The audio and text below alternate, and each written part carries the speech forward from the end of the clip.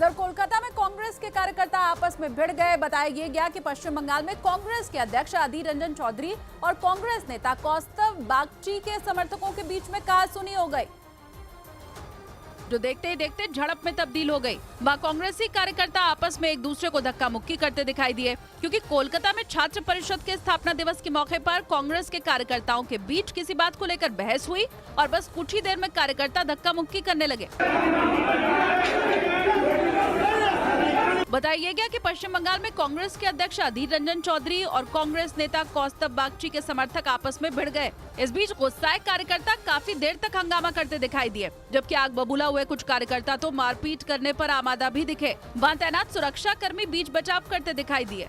उत्तर प्रदेश के वाराणसी में G20 की संस्कृति मंत्री समूह की बैठक हुई, जिसकी शुरुआत प्रधानमंत्री नरेंद्र मोदी के वीडियो संदेश के साथ हुई, जिसमें उन्होंने बताया कि नया भारत अपनी विरासत के साथ विकास के रास्ते पर तेजी से आगे बढ़ रहा है और दुनिया के सामने विरासत और विकास के मेल की मिसाल पेश कर रहा है। 9 मिनट के इस वीडियो संदेश में प्रधानमंत्री मोदी ने 4C यानी कल्चर, क्रिएटिविटी, कॉमर्स और कोऑपरेशन का मंत्र दिया।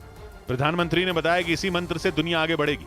उन्होंने किसी भी देश के आर्थिक विकास के लिए उसकी सांस्कृतिक विरासत का मजबूत होना बेहद जरूरी बताया। अपने वीडियो संदेश में उन्होंने वाराणसी को भारत की सांस्कृतिक और आध्यात्मिक राजधानी बताते हुए G20 के संस्कृति मंत्री समूह की बैठक में शामिल सभी सदस्य देशों को शुभकामनाएं दी। अफ्रीकी देश मिस्र में भारतीय वायुसेना सैन्य अभ्यास करके अपना दम दिखाएगी। वहां शुरू हुई ये मिलिट्री ड्रिल अगले 21 दिन तक चलेगी, जिसमें भारतीय वायुसेना भी हिस्सा लेगी और दुनिया को अपनी ताकत दिखाएगी। मिस्र में जो सैन्य अभ्यास शुरू हुआ उसमें कई और देशों की सेनाएं शामिल होंगी। 21 दिन तक चलने वाली इस मिलिट्री ड्रिल में भारतीय वायुसेना के 5 MiG-29 फाइटर जेट के साथ दूसरे कई विमान भी शामिल होंगे। भारतीय वायुसेना अमेरिका, सऊदी अरब, ग्रीस और कतर की सेनाओं के साथ मिलकर दम दिखाएगी। ऐसा पहली बार होगा जब भारतीय वायुसेना इस सैन्य अभ्यास में शामिल होगी। भारत और मिस्र के बीच रक्षा और रणनीतिक सहयोग पिछले कुछ सालों में बढ़ गया है। दोनों देशों की सेनाओं ने इस साल जनवरी में पहला संयुक्त अभ्यास किया था और अब एक बार फिर भारतीय वायुसेना अपनी ताकत दिखाएगी।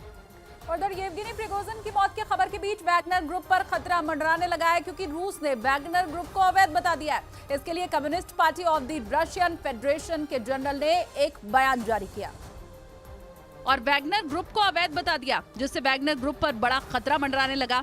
ऐसा इसलिए क्योंकि रूस की ओर से एक बयान जारी कर दावा किया गया कि वैगनर ग्रुप के लड़ाके वहां की सेना में शामिल नहीं हो सकते। बताया गया कि वैगनर ग्रुप के उन्हीं लड़ाकों को वहां की फौज में शामिल किया जाएगा जिन्होंने येवगेनी प्रिगोजिन के न्याय मार्च यानी रूस के खिलाफ निकाले गए विरोध मार्च में हिस्सा न लिया, क्योंकि उस वक्त रूस में गृह युद्ध जैसे हालात पैदा हो गए थे।